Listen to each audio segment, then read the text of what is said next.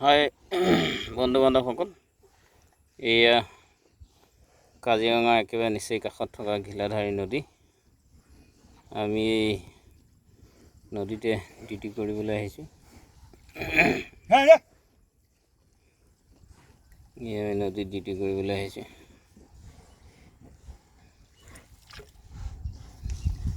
কি এটা মনোমোহা দৃশ্য দেখিবলৈ পাইছে আপোনালোকে। সুন্দৰ এটা দৃশ্য। এই দৃশ্যবোৰ চাই থাকিবলৈ মন যায় সঁচাকৈ।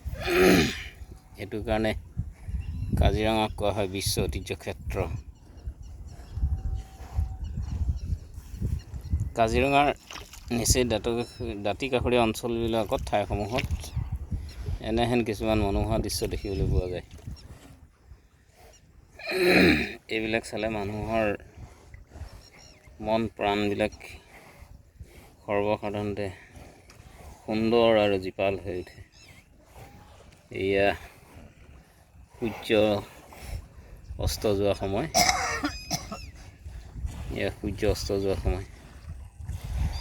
আমি ডিউটি কৰিবলৈ আহিছোঁ আৰু ডিউটি কৰিবলৈ আহি হঠাতে আমি কিছুমান গৰু দেখা পালোঁ।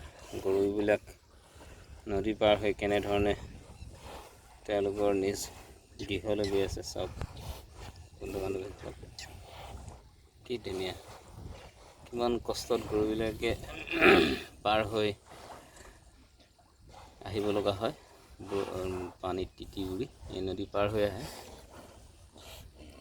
দেখিছে গাইছ, এই নদীৰ সিটো পাৰে আছে কাজিৰঙা ৰাষ্ট্ৰীয় উদ্যান